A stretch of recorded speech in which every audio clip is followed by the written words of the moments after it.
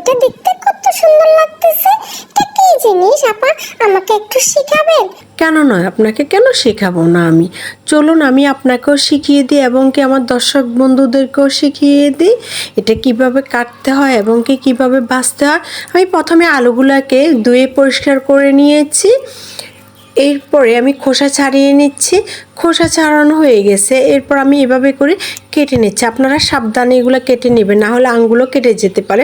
আমি দুই পাশে দুইটা কাঠি নিয়ে সোজাসুজিভাবে কেটে নিচ্ছি, এরপরে আড়াআড়িভাবেও কেটে নিব। এটা অনেকে শেখাতে চায় না, এটা পরবর্তী পার্টটা কিন্তু সোজাসুজিভাবে কোনোভাবেই কাটা যাবে না, এটা আড়াআড়িভাবে কাটতে হবে। কাটার পরে দেখবেন কত সুন্দর মইয়ের মতো হয়ে গিয়েছে। আপনারা চাকুনি ভেবে ভুল করবেন না, এটা যদি ভুল করে থাকেন তখন আপনারা চা এবং কি শরবতও ছেঁকে নিতে পারে। এভাবে করে আমি সবগুলাকে কেটে পানিতে ভিজিয়ে রাখতেছি আধ ঘন্টার জন্য। আপনাদের বাসায় এরকম কাঠি যদি না থাকে, গাছের ডালপালা থাকলেও দুইটা সমান ডাল নিয়েও এভাবে রেখে কেটে নেবেন। কিন্তু ধৈর্য সহকারে প্রথমটা যদি কাটেন, তার পরবর্তীগুলো কাটতে কিন্তু সময় লাগবে না। আমারও প্রথমটা কাটতে যতটা সময় নিয়েছে, পরবর্তীগুলা কাটতে কিন্তু তেমন একটা সময় নিয়ে নেয়। এগুলাকে আমি ভালো করে পানিটা নিংড়ে নিচ্ছি। এরপরে আমি একটু টিস্যুর সাহায্যে এগুলাকে পানিগুলা মুছে নিচ্ছি। আপনারা এখানে কাপড়ও ব্যবহার করতে পারেন, তাতেও যদি আপনাদের সমস্যা হয় একটা প্যানের নিচে 5 থেকে 10 মিনিট রাখলে পানিটা শুকিয়ে যাবে। এরপরে আমি কি কি উপকরণ দিচ্ছি তাও দেখিয়ে দিচ্ছি। এখানে আমি চাট মশলা ব্যবহার করতেছি, আমি স্বাদ অনুযায়ী লবণ দিচ্ছি। এরপরে আমি চাট মশলা দিচ্ছি, চাট মশলার সাথে আমি গুঁড়ো মরিচটাও মিক্স করে নিয়েছি, আমি ভালো করে মেখে নিচ্ছি।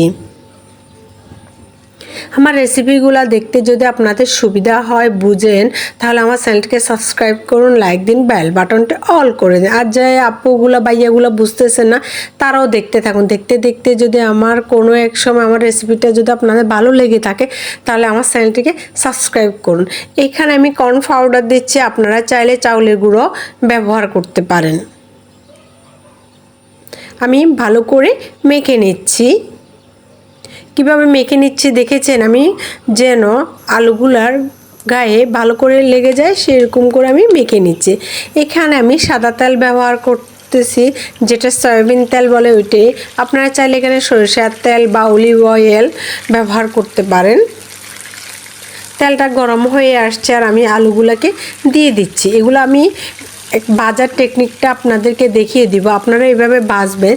তাহলে এভাবে ভাজলে আলুর সব অংশ কিভাবে মুচমুচে হয় তাও আপনাদেরকে দেখিয়ে দিচ্ছি।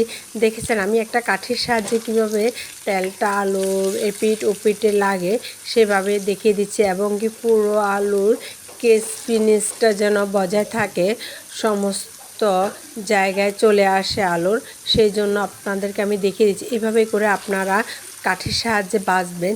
দেখেছেন কত সুন্দর করে আমি টেনে টেনে ভাজতেছি। এটা কিন্তু বাঁচতেও কিন্তু অনেক মজা লাগে, আনন্দ লাগে।